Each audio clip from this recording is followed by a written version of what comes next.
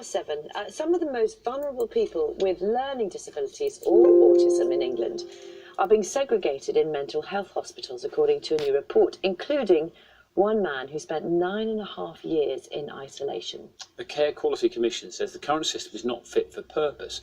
With us this morning is Liz Bincliffe, whose daughter Stephanie died after spending years in seclusion. Thank you so much for coming in and spending some time with us this morning. And from our London newsroom, Dr. Paul Lilliot, Deputy Chief Inspector of Hospitals for the CQC. Thank you very much to the pair of you for being with us today. Can we come to you first of all? Tell us a little bit about your daughter Stephanie. What exactly happened to her?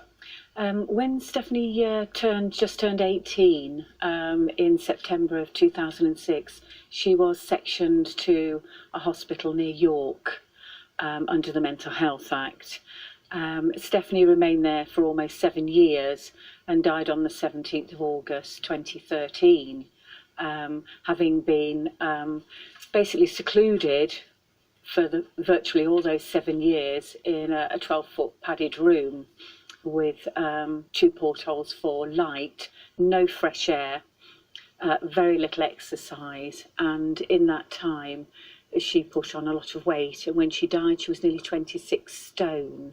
Wow. There was an inquest into Stephanie's death, and that did find that plans weren't in place, that certain things that should have been done weren't done, and the post-mortem determined that Stephanie died of heart failure and sleep apnea, probably due to being so overweight. And it must have been very difficult for her, particularly also for you seeing what was going on. What was the impact of being sort of in isolation on her particularly? It was immense.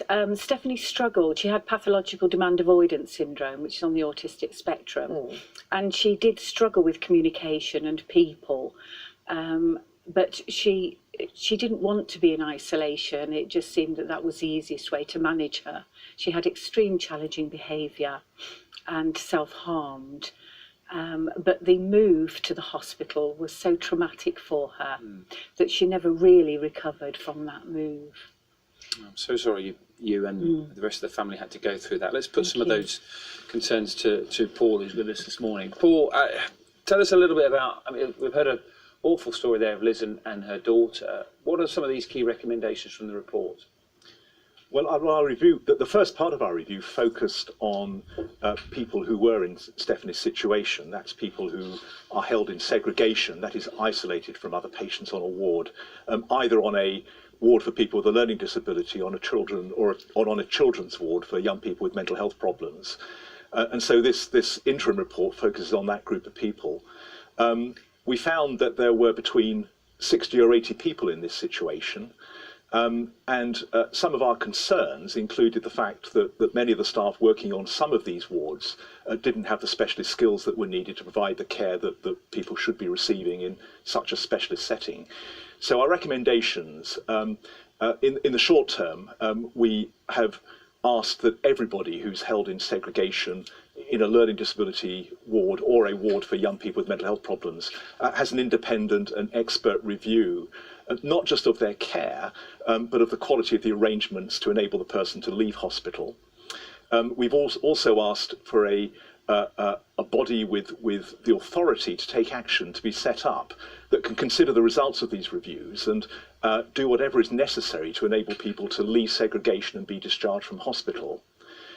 Unfortunately, we don't think that will be enough, because even if all of the people in segregation are discharged, or if every hospital in the country is providing the best possible care, the system that leads to people being admitted to hospital will still not be fit for purpose.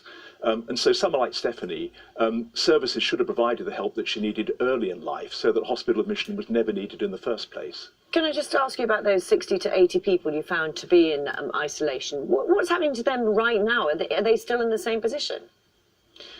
Well, I mean, this was at a point in time that we visited. I suspect some of those people would have been taken out of segregation, but many of them would be, because as you said quite rightly, some of these people have been there for many months, if not years.